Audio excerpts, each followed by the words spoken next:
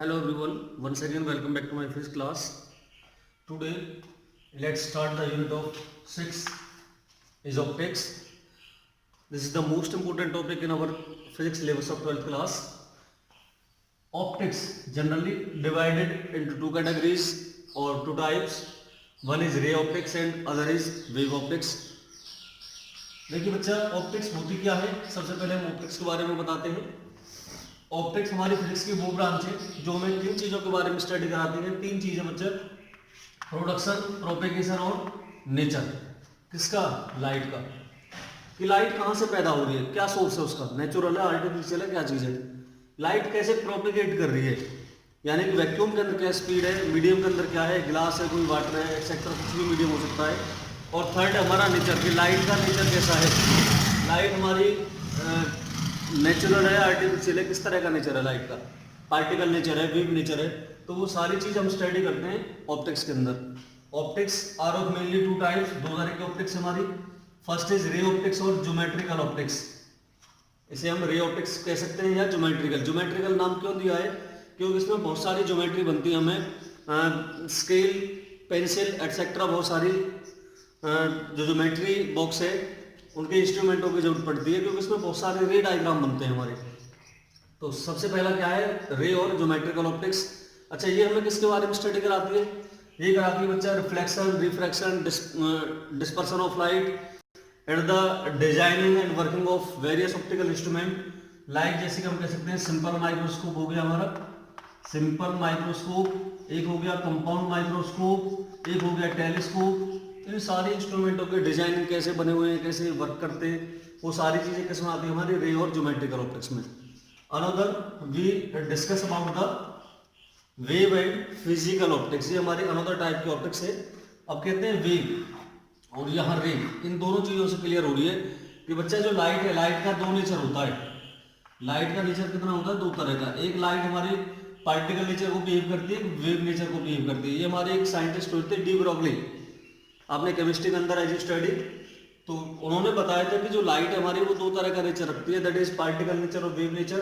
In particle nature ray optics lies and wave nature the physical optics lies. तो wave nature में हम क्या पढ़ेंगे? वेव ऑप्टिक्स के अंदर हम जितने भी हमारे रिफ्लेक्शन और रिफ्रैक्शन के लॉज है, इनको हम किससे? वेव थ्योरी से पढ़ेंगे। दूसरा, इसमें हम हाइजेंस थ्योरी पढ़ेंगे। इसमें हम वेरियस फेनोमेना जैसे कि आपका इंटरफेरेंस हो गया, डिफ्रैक्शन हो गया, वो सारी चीजें इसके अंदर हम क्या करेंगे? स्टडी करेंगे। तो हमारी दो तरह की ऑप्टिक्स होगी। अब हम बात करते हैं ऑप्टिक्स के अंदर कौन कौन से चैप्टर हमारे कट चुके हैं सिलेबस से। जैसे कि आपको पता है एचबीएससी और सीबीएसई ने कुछ सिलेबस अपना रिड्यूस किया है, तो लास्ट का एक चैप्टर और स्टार्टिंग का एक चैप्टर, दोनों चैप्टर यहाँ से रिड्यूस हो गए हैं।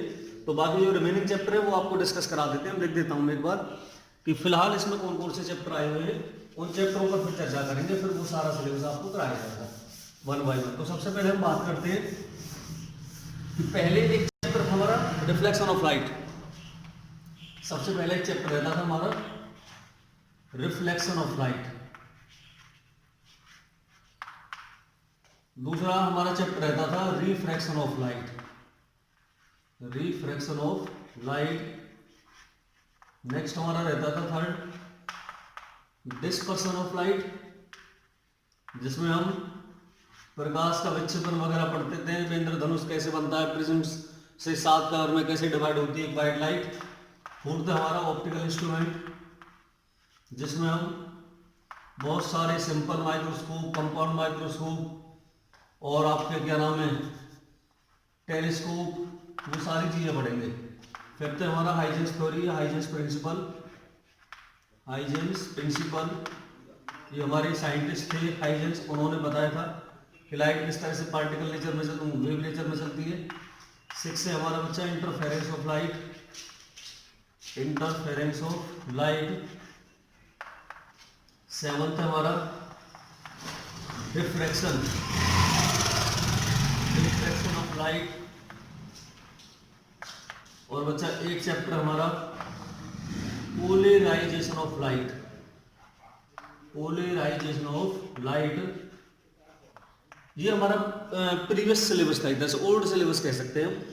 ये टोटल चैप्टर आते थे ऑप्टिक्स में। अब हुआ क्या? अब ऑप्टिक्स में से एक ये चैप्टर हटा दिया फर्स्ट, और एक ये चैप्टर हटा दिया लास्ट, पोलराइजेशन ऑफ लाइट। ये चैप्टर अब आपको नहीं करने हैं, in the reducing syllabus of class 12. Now the second chapter becomes first chapter according to new syllabus. तो 1 2 3 4 5 और 6, अब आपके 6 चैप्टर हैं, बस आपको ये करने हैं। तो सबसे पहले बच्चा हम स्टार्ट करेंगे कौन सा, रिफ्रैक्शन ऑफ लाइट। बहुत इंपॉर्टेंट टॉपिक है, आपने 10th क्लासेस में भी पढ़े हुए हैं, केवल आपको ताज़ा करने हैं। रे ऑप्टिक्स में आपको कहीं कोई दिक्कत नहीं आनी, थोड़ी प्रॉब्लम बनती है तो वेव ऑप्टिक्स में बनती है। बने रहिएगा, बहुत सारे क्वेश्चन, बहुत सारे टॉपिक आज आपको कराने वाले हैं। ये वीडियो आपकी लंबी चलने वाली है, वीडियो को बहुत ज़्यादा केयरफुली तरीके से देखें। नाउ हम स्टार्ट करते हैं आगे। देखिए बच्चा, हमने स्टार्ट किया है रिफ्रैक्शन ऑफ लाइट। ऑप्टिक्स का फर्स्ट चैप्टर लिया हमने। रिफ्रैक्शन होता क्या है? ये वो फेनोमेना है, the phenomena in which when a ray of light comes from one transparent medium to another, यानी कि एक पारदर्शी माध्यम से दूसरे पारदर्शी माध्यम में जब लाइट जाती है, so it's changes there path, तो अपने रास्ते को क्या कर देती है, बदल देती है, अपने रास्ते से विचलित हो जाती है, अपने रास्ते से डिफ्लेक्ट हो जाती है, ट्रेवर्स्ड हो जाती है। और उसी फेनोमेना को हम क्या बोलते हैं बच्चा, रिफ्रैक्शन ऑफ लाइट, प्रकाश का अपवर्तन। देखिए, द फेनोमेना वो प्रक्रिया जिसमें कि जब एक लाइट कम्स फ्रॉम, कहां से आती है, one transparent medium to another, कि मीडियम कैसे होने चाहिए, पारदर्शी होने चाहिए, जिनमें हम आर पार देख सकते हो। गिलास में हम आर पार देख सकते हैं, पानी में हम आर पार देख सकते हैं, तो इस तरह के मीडियम होने चाहिए। हवा में हम आर पार देख सकते हैं, ये सभी क्या ट्रांसपेरेंट मीडियम है। तो वो क्या करती है, अपने रास्ते से चेंज हो जाती है, डिफ्लेक्ट हो जाती है, विचलित हो जाती है, अपने रास्ते से बदल जाती है, तो उसको क्या बोलते हैं, रिफ्रैक्शन ऑफ लाइट। बहुत आसानी से हम समझेंगे इस डायग्राम के द्वारा। लेट अस सपोज बच्चा, ये हमने कोई एक्स वाई इंटरफेस ले लिया, ऊपर तो ले लिया बच्चा हमने एयर, एयर का मतलब हवा। ये कैसा मीडियम होता है, रेयर मीडियम, इसको हम विरल माध्यम कहते हैं। बहुत ऐसा माध्यम जहां पर लाइट को चलने में कोई प्रॉब्लम नहीं होती, बहुत आसानी से चलती है। और नीचे ले लिया हमने बच्चा कोई वाटर, यानी कि इसके तुलना में इसके पार्टिकल क्या है, नजदीक नजदीक है वाटर के, इसलिए एयर यहाँ पर रेयर मीडियम रहेगा, और जो वाटर है बच्चा वो हमारा क्या रहेगा, डेंसर मीडियम। वाटर कैसा हो गया, डेंसर मीडियम, सघन माध्यम। वाटर को हमने बी से रिप्रेजेंट किया है और एयर को हमने ए से रिप्रेजेंट किया है। ये एक्स वाई क्या है, एक्स वाई है हमारा, इसको लिखते हैं बच्चे हम air water interface, air water interface, जो हमारे हवा और पानी दोनों को क्या करता हो, अलग करता हो। सबसे ऊपर वाली लेयर कह सकते हैं, the upper layer of water is known as air water interface. अब हो गया, सबसे पहले इस तरह से एक फर्स्ट रे ऑफ लाइट आएगी हमारी। आपको पता है जो लाइट है वो हमेशा स्ट्रेट लाइन में ट्रेवल करती है। ये हमारा क्या आया, सबसे पहले नॉर्मल आया, N and S is known as normal, जिसको हम अभिलंब कहते हैं। ये हमारी ए भी एक स्ट्रेट लाइन आई, इसने इस नॉर्मल के साथ कितना एंगल बनाया, that is the I angle which is known as, इस एंगल का नाम क्या है, एंगल ऑफ इंसिडेंस। क्या बोलते हैं इसे बच्चा हम, एंगल ऑफ इंसिडेंस। अब होगा क्या, जैसे ये लाइट इस पर आई, इसको जाना तो बिल्कुल सीधे चाहिए था, ऐसे जाना चाहिए था इस लाइट को, लेकिन ये क्या करेगी, इसको ऐसे बिल्कुल सीधे जाना चाहिए था, लेकिन वो एक पारदर्शी माध्यम से दूसरे में जा रही है, तो अपने पाथ को क्या करेगी, चेंज करेगी, डिफ्लेक्ट करेगी वो। तो यहाँ पर क्या करेगी, वो नॉर्मल की तरफ मुड़ जाएगी। क्या हो जाएगा, नॉर्मल की तरफ डिफ्लेक्ट कर जाएगी, और बी से सी वाला रास्ता वो चूज कर लेगी। यहाँ पर नॉर्मल के साथ इसने कितना एंगल बनाया, that angle is known as R, and R angle is called angle of refraction. यहाँ पर इसने क्या बना दिया, रिफ्रैक्शन एंगल। तो हमने एक चीज देखा कि जो आने वाली रेज है, जैसे वो दूसरे मीडियम में एंटर करती है, तो अपने रास्ते से क्या हो जाती है, चेंज हो जाती है। जरूरी नहीं है वो नॉर्मल की तरफ आई, नॉर्मल से दूर भी जाती है। अब वो किन कंडीशनों पर दूर जाएगी और किन पर उसके पास आएगी, वो हमारे दो क्या बनते हैं, इसके एजम्पशंस बनते हैं, वो भी चीज बता देते हैं। तो इसके दो क्या आएंगे, एजम्पशंस, अभिधारणाएं बोलते हैं इसको। एजम्पशंस में क्या होता है, पहला पॉइंट देखो बच्चा, यहां लिखेंगे, हम पूरा लिखेंगे कि when a ray of light comes from rare to denser medium, कहां से कहां जा रही है बच्चा, रेयर टू डेंसर। यदि वो रेयर मीडियम से डेंसर मीडियम में जाती है, तो वो क्या करेगी, टुवार्ड्स द नॉर्मल, किस तरफ मुड़ेगी, टुवार्ड्स द नॉर्मल। ये क्या हो गया, इसका डेविएशन हो गया, या डिफ्लेक्शन हो गया। क्या हो गया, डिफ्लेक्शन, किस तरफ मुड़ेगी वो, टुवार्ड्स द नॉर्मल। नॉर्मल की तरफ झुकी है वो। दूसरा पॉइंट क्या होगा, ये पहला पॉइंट हो गया इसका। सेकंड पॉइंट होगा यदि वो डेंसर से रेयर में जाती है, कहाँ जाती है, if it is comes from denser to rare medium, तो वो क्या करेगी, डिफ्लेक्शन किस तरफ होगा इसका, इसका डिफ्लेक्शन होगा deviation away from the normal. कहाँ होगा बच्चे, अवे फ्रॉम द नॉर्मल। अब इसका मीनिंग आप समझ रहे होंगे। यदि मैं मीडियम को उल्टा कर दूं, डेंसर को यहाँ ले लूँ, रेयर को यहाँ ले लूँ, और डेंसर से रेयर में आई तो नॉर्मल से दूर जाएगी, और यदि रेयर से डेंसर में आए तो नॉर्मल की तरफ आएगी। ये बहुत इंपॉर्टेंट पॉइंट है दोनों इसके। कि जब हमारे रे ऑफ लाइट रेयर, ये पूरा लिखना आपको इस तरह से नहीं करना, लिखेंगे when ray of light comes from rare to denser medium, so the ray of light deflect towards the normal, और इसे क्या कर देंगे, रिवर्स कर देंगे उसी का। ये हमारे दो एजम्पशंस थे। अब एजम्पशंस के बाद आते हैं बच्चे इसके कि लॉज क्या है। लॉज भी बहुत ज्यादा पूछे जाते हैं इसके, laws of refraction of light. तो बच्चे इसके दो लॉज हैं, लॉज ऑफ रिफ्रैक्शन। पहला लॉज कॉमन है जो दोनों में रहता है। पहला क्या है, तीन चीजें हुई हमारी, एक हमारी इंसिडेंट है, इंसिडेंट रे, दूसरी हमारी रिफ्रैक्टेड रे है, और तीसरा हमारा नॉर्मल है। R lies in same plane. ये तीनों एक ही प्लेन में काम करते हैं। प्लेन का मतलब है हवाई जहाज नहीं है, प्लेन का मतलब है तल। ये हमारा जो बोर्ड बन रहा है ये भी प्लेन में है, that is the Y axis, that is the X axis, and two axis makes a plane. हमेशा दो एक्सिस से एक प्लेन बनता है। तो हम कहेंगे इंसिडेंट रे, रिफ्लेक्टेड रे और नॉर्मल, तीनों ही क्या करती हैं, एक ही प्लेन में लाई करती हैं। और यही लॉ हमारा same as reflection of light में भी आता है।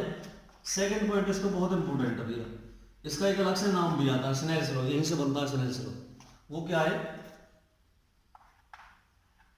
द रेशियो बिटवीन, ढंग से समझिएगा इसको, the ratio between sine of the angle. अब ये साइन कौन सा, ट्रिग्नोमेट्रिक फंक्शन वाला साइन है, sine of the angle of, sine of the angle of incidence to the sine of the angle of refraction always equal to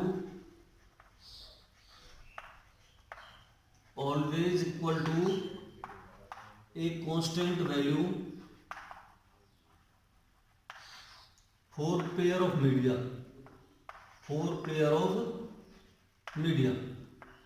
अब media का मतलब क्या, मीडियम को रिप्रेजेंट कर रहा है कि पेयर बन रहा है मीडियम का, एक रेयर मीडियम एक डेंसर मीडियम। तो ये क्या बन गया, पेयर बन गया। इसको बोलते हैं पेयर ऑफ मीडिया, कि एक मीडियम से दूसरे मीडियम माना।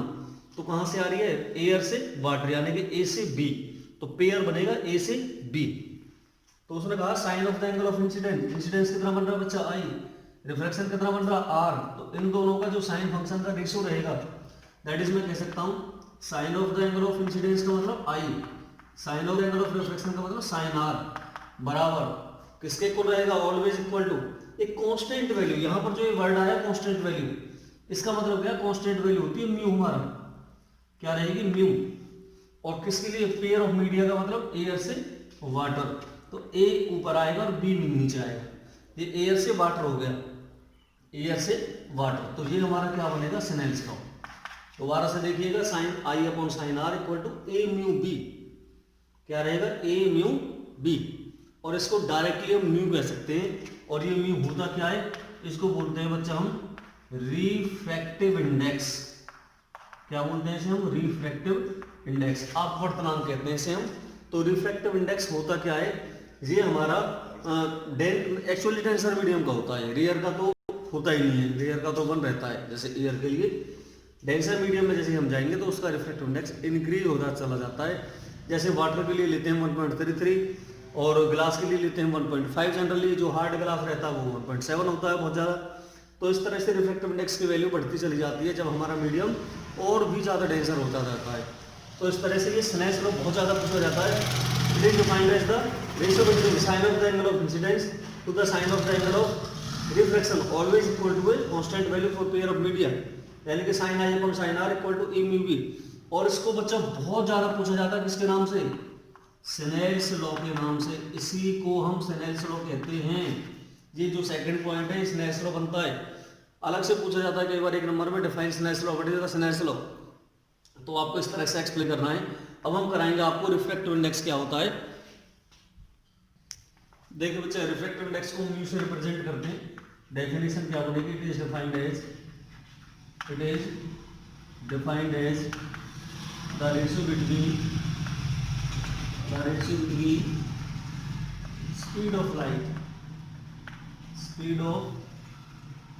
लाइट इन वैक्यूम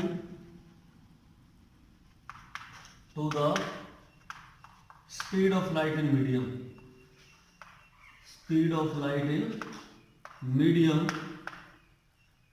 क्या बोलेंगे बच्चे से हम, रिफ्रैक्टिव इंडेक्स को म्यू से रिप्रेजेंट करते हैं। तो स्पीड ऑफ लाइट देखिए वैक्यूम में क्या रहेगी हमारी c और मीडियम में क्या रहेगी हमारी v, तो हमारा फॉर्मूला बन गया c अपॉन v। क्या बनेगा, c अपॉन v। c क्या होती है, speed of light in vacuum. Vacuum के लिए कितनी होती है, देखना बच्चा यहाँ लिख देता हूं मैं, speed of light in vacuum या एयर भी कह सकते हैं, तो उसके लिए c की वैल्यू ऑलवेज आपको तो याद भी होगी 3 × 10⁸ मीटर पर सेकंड। ये हमारी लाइट की स्पीड रहती है वैक्यूम के अंदर। अच्छा ये हमारा जो c अपॉन v है, देखिए v चेंज हो जाती है, पता नहीं हमें मीडियम कैसा है, मीडियम हमारा वाटर है, मीडियम हमारा गिलास है, मीडियम हमारा क्या चीज है, तो उसके अकॉर्डिंग v हमारी क्या होगी, चेंज होगी। अच्छा ये फॉर्मूला एक और भी इक्वल रहता है रिफ्रैक्टिव इंडेक्स, ये हमारा λ1 अपॉन λ2 भी रहता है। अब कहेंगे जी लैम्डा क्या है, लैम्डा हमारी लाइट की वेवलेंथ है। जैसे मीडियम चेंज होता है तो वेवलेंथ भी हमारी चेंज होती है। तो ये हमारी वेवलेंथ रहेगी लाइट की किसमें, पहले मीडियम में, और ये वेवलेंथ रहेगी हमारी लाइट की दूसरे मीडियम, क्योंकि मीडियम क्या हो रहा है, चेंज हो रहा है। और हमारा म्यू क्या होता है, ये हमारा रिफ्रैक्टिव इंडेक्स होता है। तो बहुत अच्छी डेफिनेशन है इसकी, it is defined as the ratio between speed of light in vacuum, vacuum में लाइट की स्पीड क्या, और speed of light in medium, medium में क्या स्पीड है, दोनों का जो रेशियो रहेगा वो हमारा रिफ्रैक्टिव इंडेक्स, और ये वेवलेंथ के रेशियो के इक्वल भी रहता है यहाँ से। अच्छा इसकी कोई यूनिट नहीं बनती बच्चा, इट हैज नो यूनिट, क्योंकि इसके भी मीटर पर सेकंड, इसके भी मीटर पर सेकंड, दोनों क्या हो जाएंगे, कैंसिल हो जाएंगे। तो रिफ्रैक्टिव इंडेक्स एक कांस्टेंट है, इसकी कोई यूनिट यहाँ पर नहीं होती। अब हम एक क्वेश्चन की बात कर लेते हैं बच्चा, एक न्यूमेरिकल हमारा, उसने कहा है कि what is the speed of light in glass, what is the speed of light in glass, what is the speed of light in glass whose refractive index कितना हो बच्चा उसका 1.5। हमें म्यू की वैल्यू दी थी 1.5, हमें उसमें क्या निकालना, स्पीड ऑफ लाइट निकालनी है ग्लास के अंदर, यानी कि v की वैल्यू निकालनी बच्चा। देखिए वी नो दैट हमें दे दिया यहाँ पर म्यू दे दिया 1.5 सॉल्यूशन के अंदर। बच्चा सी हम जानते हैं, वी नो दैट सी की वैल्यू क्या होती है 3 × 10⁸ मीटर पर सेकंड। ये हमें पता है कि स्पीड ऑफ लाइट वैक्यूम में कितनी होती है हमारी 3 × 10⁸। हमें निकालना है, वेलोसिटी निकालनी है, तो क्या करना है, ये फॉर्मूला लगा देना होगा बच्चा, मी इक्वल टू कितना होता है सी अपॉन वी। अच्छा मी यदि हमें वी निकालना है यहाँ से तो सी अपॉन मी हो जाएगा, सी की वैल्यू 3 × 10⁸ होती है मीटर पर सेकंड में, और इसकी वैल्यू कितनी हमारी यहाँ से 1.5 भी रखी है, इसे कैंसिल कर देंगे 2, कितना हो जाएगा बच्चा 2 × 10⁸, 2 × 10⁸ हो जाएगी, और मीटर पर सेकंड जी हमारी क्या आ गई, लाइट की स्पीड आ गई किसमें, उस मीडियम के अंदर। मीडियम कौन सा हमारा, ग्लास, ग्लास के अंदर। तो ग्लास के अंदर 1 लाख किलोमीटर पर सेकंड की रफ्तार से क्या हो जाएगी, लाइट की स्पीड कम हो जाएगी, क्योंकि वहां पर 3 लाख थी और यहाँ पर कितनी है 2 लाख। यदि इसे किलोमीटर में बदलते हैं, किलोमीटर पर सेकंड में बदल दो तो इतनी हो जाएगी जी। ठीक है, बहुत इंपॉर्टेंट क्वेश्चन है। अब हम चलेंगे reflection through a glass slab. Glass slab से किस तरह से रिफ्लेक्शन होता है, बहुत इंपॉर्टेंट टॉपिक है हमारा। देखिए बच्चा ग्लास स्लैब से पहले हमारा ये बहुत इंपॉर्टेंट टॉपिक है, इसलिए इसे कराते हैं हम, principle of reversibility of light. इसके बगैर हम ग्लास स्लैब वाला नहीं कर सकते। द फेनोमेना, ये वो प्रक्रिया, देखो नाम से क्लियर हो रहा है, रिवर्सिबिलिटी का मतलब क्या, लाइट का रिवर्स करना, वापसी आना। ठीक है। द फेनोमेना वो प्रक्रिया जिसमें कि after many reflection and refraction, कई बार इसमें रिफ्लेक्शन भी होगा और रिफ्रैक्शन भी होगा, हमें नहीं पता कितनी बार होता है। After many reflection and refraction the final path of the light, जो लाइट का लास्ट का बिल्कुल लास्ट का रास्ता रहेगा, the final path of the light reversed in same medium, वापसी उसी मीडियम में आ जाएगा जिससे कि वो जा रहा था। Reverse in same medium is called principle of reversibility of light. इसका मतलब कि बहुत बार इसमें रिफ्लेक्शन होगा, रिफ्लेक्शन होगा और उसके बाद लाइट का जो फाइनल पाथ है वो क्या कर जाएगा, रिवर्स कर जाएगा सेम मीडियम में। इसी को हम principle of reversibility of light कहते हैं। डायग्राम से क्लियर होगा आपका। ये हमने बच्चा एक्स वाई को क्या ले लिया, एयर वाटर इंटरफेस, ऊपर हमने क्या ले लिया, एयर, एयर का मतलब A, that is got the rare medium. नीचे हमने क्या लिया बच्चा लोग, नीचे हमने लिया denser medium, that is the water. इस तरह से हमने क्या ले लिया, वाटर ले लिया कोई, और वाटर को बी से रिप्रेजेंट किया, that is the denser medium. ये हमारा डेंसर मीडियम हो गया। और ये क्या हमारा एयर वाटर इंटरफेस। अब हमने क्या किया बच्चा, इस तरह से फर्स्ट रे ऑफ लाइट ली हमने। एक पहली रे ऑफ लाइट है हमारी ए बी, जैसे ही स्ट्राइक करेगी यहाँ पर तुरंत यहाँ क्या आएगा बच्चा, एक नॉर्मल आएगा, N N dash is the normal. इसने इंसिडेंट लाइट ने कितना एंगल बनाया, आई एंगल बनाया इसके साथ। जैसे ये आई एंगल बनाया इसने, अब देखिए रेयर से डेंसर में आ रही है हमारी लाइट, तो क्या करेगी, टुवार्ड्स द नॉर्मल। जाना इसको ऐसे सीधे चाहिए था, लेकिन सीधे नहीं जा करके नॉर्मल की तरफ मुड़ गई। जैसे वो यहाँ आई, कितना एंगल बना करके, आर एंगल। इस आर एंगल का नाम क्या है, the angle of refraction. R angle आपको दिखाई दे रहा होगा, अदरवाइज मैं बोल रहा हूँ तो आप समझ जाना, यहाँ पर आर एंगल बनेगा, that is the I angle. हमने क्या किया बच्चा, जैसे ही लाइट आ रही थी रिफ्लेक्ट करने के बाद इसके रास्ते में एक ये प्लेन मिरर लगा दिया हमने, दिखाई दे रहा होगा आपका, that is the plane mirror. ये एक मिरर लगा दिया हमने, इस तरह से मिरर लगा दिया M1 M2, that is the plane mirror. एक दर्पण लगा दिया हमने जिसकी एक साइड क्या है, पॉलिश्ड है, और एक साइड क्या है, रिफ्लेक्टिंग है। और इस तरह से एडजस्ट किया हमने इस मिरर को कि ये मिरर इसके साथ कितना एंगल बना रहा है बच्चा, 90 डिग्री का। मैं कह सकता हूं कि जो लाइट है वो नॉर्मली स्ट्राइक हो रही है मिरर पर। कैसे हो रही है, normally striking on the plane mirror. अब हो गया क्या, जैसे ही लाइट इस पर आकर के टकराई, अब देखिए पार तो कर नहीं सकती क्योंकि प्लेन मिरर है, पॉलिश है दूसरी तरफ, तो क्या करेगी, रिफ्लेक्ट करेगी। और रिफ्लेक्ट कैसे करेगी, जब नॉर्मली इस पर स्ट्राइक हो रही है तो यहाँ इंसिडेंस एंगल भी जीरो बनेगा। जब इंसिडेंस एंगल जीरो तो रिफ्लेक्शन एंगल भी जीरो बनेगा, दैट इज वो क्या करेगी, वापसी उसी एंगल से क्या करेगी, रिफ्लेक्ट कर जाएगी। जिस एंगल से वो आ रही थी उसी एंगल से वापसी चलनी शुरू कर देगी। ऐसे आया, इससे टकराई और वापसी उसी रास्ते से चलना शुरू। अब ये क्या करेगा, इसी पॉइंट मान लिया मैंने जहां पर स्ट्राइक किए, तो सी से किस तरफ जाएगी, बी की तरफ। ये बी पर आ गया। अब जैसे बी पर आई, अब प्रोसेस क्या हुई, उल्टी हुई। लाइट हमारी डेंसर से किस में जा रही है, रेयर में। पहले कहां से आ रही थी, रेयर से डेंसर में। अब उल्टा काम हो रहा है, लाइट कहां से जा रही है बच्चा, डेंसर से रेयर में। जैसे ही डेंसर से रेयर में जाएगी तो हमारा लॉ ऑफ रिफ्रैक्शन क्या हो जाएगा, चेंज होगा। कि जब हमारी डेंसर से रेयर में जाती है तो अवे फ्रॉम द नॉर्मल, जाने इसको ऐसे सीधी चाहिए थी लेकिन नॉर्मल से दूर। दूर का मतलब फिर इसी रास्ते से चली जाएगी बी से ए की तरफ, क्योंकि दूरी तो हट रही है रे हमारी। तो कहने का मतलब पहले गई थी ए से बी और बी से सी, वापसी जब रिवर्स करी लाइट रिवर्सिबिलिटी ऑफ लाइट से, तो बी से सी से बी गई और बी से फिर बच्चा ए गई, तो उसी रास्ते से क्या कर जाएगी, रिवर्स कर जाएगी लाइट। तो यहाँ पर दो बार हमारा रिफ्लेक्शन हुआ। एक बार तो हुआ जब वो ए से बी में, यानी कि रेयर से डेंसर में गई थी, ए से सी में। तो पहले लिख लिया first point, refraction from air to water या रेयर टू डेंसर कह सकते हैं हम, रेयर टू डेंसर। जब वो रेयर से डेंसर में जा रही है तो एयर से वाटर में, इसका मतलब ए म्यू बी कितना होगा, स्लैश वाले लगाना हमें, तो कितना होगा, इंसिडेंस एंगल कितना बन रहा है बच्चा, ऊपर आई तो sine of the angle of I, नीचे कितना बन रहा है, sine of the angle of R. ये हमने क्वेश्चन नंबर फर्स्ट मान करके छोड़ दिया, ऐसे स्लैश वाले लगा करके। यहाँ लिख देना भले फ्रॉम स्लैश लो, फ्रॉम स्लैश लो। अब क्या होगा,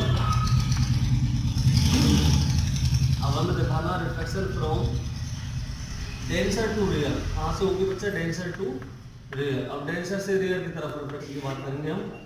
तो देखिए बी से ए में जा रहा है, उल्टा काम होगा, B mu A equal to sine of the R पहले बनेगा, साइन ऑफ द आई बाद में बनेगा हमारा, साइन आर और अपॉन साइन आई, ये दोनों चीज आ गई हमारी। यहाँ से हमने क्या मान लिया बच्चा, इसको सेकेंड इक्वेशन मान लिया। दोनों के क्या करते हैं हम मल्टीप्लाई कर देंगे, multiply equation number first and second, multiplying equation number first and second, दोनों के मल्टीप्लाई कीजिएगा आप। यहाँ पर स्पेस थोड़ा कम है, A mu B into B mu A equal to sine I upon sine R multiply by sine R upon sine I, sine I से साइन आई, साइन आर से साइन आर, कितना बचेगा यहाँ से बच्चा 1 बचेगा। अच्छा इस क्वांटिटी को मैं नीचे लेके जाऊँ तो कितना होगा यहाँ से, A mu B equal to 1 upon B mu A, इसको मैं 1 के नीचे ले गया यहाँ से, तो A mu B equal to 1 upon B mu A. और यही हमारा क्या होता है बच्चा, रिवर्सिबिलिटी ऑफ लाइट होता है कि कभी भी रे ऑफ लाइट हमारी एयर से यदि वाटर में आने की रेयर से डेंसर में आ रही है तो वो हमेशा उल्टी रहेगी डेंसर से रेयर के में, हमेशा रेसिप्रोकल रहेगी, 1 अपॉन की फॉर्म आती है। तो ये बहुत इंपॉर्टेंट टॉपिक है, इसको आप कम से कम 2 या 3 बार ट्राई कीजिएगा, प्रैक्टिस कीजिएगा। इसके बाद हम ग्लास स्लैब वाला टॉपिक करते हैं। देखिए बच्चा बहुत इंपॉर्टेंट टॉपिक है हमारा ये भी, रिफ्रैक्शन थ्रू ग्लास स्लैब। अब एक सिंगल स्लैब की बात करते हैं। लेट अस सपोज ये हमने बच्चा एक स्लैब ले ली इस तरह से, ये आपको दिखाई दे रही है हमारी x1 y1 ये इसका पहला सरफेस है, x2 y2 इसका दूसरा सरफेस है। ये किसकी बनी हुई है बच्चा, ग्लास की। तो ग्लास को मैंने b से रिप्रेजेंट कर दिया और ये कैसा मीडियम हमारा, डेंसर मीडियम रहेगा। ऊपर हमारा क्या बच्चा एयर है, एयर का मतलब ए, कैसा मीडियम है ये रेयर मीडियम रहेगा हमारा बच्चा। नीचे भी एयर है हमारा, नीचे भी हवा है और ये भी हमारा क्या है, रेयर मीडियम। अब यहाँ से आपको क्लियर दिखाई दे रहा होगा 3 मीडियम हो गए, रेयर, डेंसर, फिर रेयर मीडियम। हमने क्या ले लेना, इस तरह से ray of light A B ली सबसे पहले, इस तरह से ए बी इंसिडेंट लाइट ली जो सबसे पहले जाकर के एक्स वाई सरफेस पर पहुंचेगी। ये हमने क्या लिया बच्चा, पहले सरफेस से नॉर्मल आया N and S, ray of light ने कितना एंगल बनाया, आई एंगल, इसको क्या नाम देते हैं हम, एंगल ऑफ इंसिडेंस। अब होगा क्या, ये रे जाने की उसी सीधी चाहिए थी, बिल्कुल सीधी, लेकिन जब रेयर से डेंसर में आएगी तो टुवार्ड्स द नॉर्मल, नॉर्मल की तरफ मुड़ी थोड़ी सी वो। और कितना एंगल बनाया इसने यहाँ पर बनाया बच्चा एंगल, इसने यहाँ पर बनाया हमारा आर एंगल। कितना एंगल बनाया, आर एंगल मान लेते हैं इसे हम, या R1 मान लेते हैं, जिस जो भी आपकी इच्छा हो, R1 मान लिया। मैं इधर लिख देता हूँ, ये हमारा जैसे नॉर्मल था R1 एंगल। अब यहाँ से अगेन एक नॉर्मल आएगा, यहाँ पर फिर जो एंगल आएगा वो कितना आ गया हमारा, R1 ही मान लिया मैंने ये। अब देखिए जाना सीधे चाहिए था, लेकिन जब डेंसर से रेयर में जाएगी तो अवे फ्रॉम द नॉर्मल जाती है। और इस एंगल का नाम मैंने क्या दे दिया, आई एंगल दे दिया। या इसका नाम मैंने देखो ये R1 दिया है, इसका नाम मैं R2 दे दूं, और इसका नाम मैं क्या दे दूं, ये I1 ले लिया तो इसका नाम मैं I2 दे दूं। मर्जी आपकी, आप एंगलों के नाम किसी भी तरह से दे सकते हैं, I1 R1, R2 I2, कोई दिक्कत नहीं है, किसी भी तरह से आप एंगलों का नाम अपने अकॉर्डिंग दे सकते हैं। अब हो गया, सबसे पहले देखिए 2 बार रिफ्लेक्शन हुआ है, एक बार होगा पहले सरफेस से, एक बार होगा दूसरे सरफेस से। तो सबसे पहले हम फर्स्ट की बात करते हैं, reflection through the surface x1 y1 air से डेंसर। तो ए म्यू बी, इस तरह से अप्लाई कर दो, ए म्यू बी कितना होगा, sine of the angle of I1, पहले I1 बन रहा है फिर यहाँ R1 बन रहा है, upon sine of the angle of R1। First equation बना करके छोड़ दो, अप्लाई से नाइस ड्रॉ करके। अब सेकंड पॉइंट आइएगा, रिफ्रैक्शन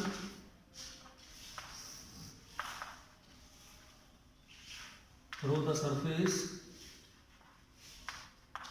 x2 y2। अब x2 y2 में करना हमें डेंसर से रेयर में, तो B mu A sine of the angle of कितना बन रहा है, R2 बन रहा है ना इंसिडेंस एंगल R2, और रिफ्रैक्शन एंगल कितना बन रहा है हमारा I2। ये मान लिया हमने सेकंड इक्वेशन, जैसे हमने साइंस में लगाया। लेकिन इसमें हुआ क्या, इसमें डेंसर से रेयर में गई हमारे रे ऑफ लाइट। जब डेंसर से रेयर में जा रही है तो क्या होगा, रिवर्सिबिलिटी ऑफ लाइट अप्लाई करने की जरूरत है हमें। तो यहाँ लिखेंगे हम apply reversibility of light, reversibility of light क्या कहती है हमारी रिवर्सिबिलिटी ऑफ लाइट, कि जो ए म्यू बी है रेयर से डेंसर में वो हमेशा इक्वल रहेगा, डेंसर से हमेशा इक्वल नहीं, हमेशा रेसिप्रोकल रहेगा डेंसर से रेयर में। तो हमें क्या करना है, इस इक्वेशन के अकॉर्डिंग इसे चेंज कर देना है, इसको चेंज कर देंगे इसके अकॉर्डिंग। तो ये करना होगा हमारा, ये होगा बच्चा 1 sign R2 upon sine I2, उल्टा हो जाएगा, ये ऊपर जाएगा तो साइन ऑफ द I2 ऊपर चला गया और साइन ऑफ द R2 नीचे आ गया। ये हमारा किसके इक्वल आया है, इसके इक्वल आया है। देखिए ए म्यू भी 1 होता है, B mu 1 upon B mu की वैल्यू कितनी है वो रख दी हमने, sign R2 upon sine I2। ये जब 1 अपॉन बाई तो उल्टा होगा, साइन I2 ऊपर साइन R2 नीचे। तो इस इक्वेशन की थर्ड मान लेंगे इसे हम, थर्ड इक्वेशन की, और फर्स्ट के साथ क्या करा दें बच्चा, कंपैरिजन करा दें, तुलना करा दें। इसकी ये क्या है, लेफ्ट हैंड साइड इक्वल है, तो इनकी राइट हैंड साइड क्या हो जाएंगे, इक्वल हो जाएंगे बच्चा। तो इक्वल कर देते हैं इनको हम, कितना होगा sign I1 upon sine R1 बराबर किसके होगा बच्चा, साइन हमारा I2 upon sine of R2। यहाँ से क्या होगा, देखिए एंगल्स यहाँ कैंसिल नहीं करेंगे, आप इनको कैंसिल नहीं कर सकते हम साइन से साइन, यहाँ लिखेंगे angles is very small, angle बहुत छोटा है, इसलिए साइन आई को लगभग आई ले लेंगे हम।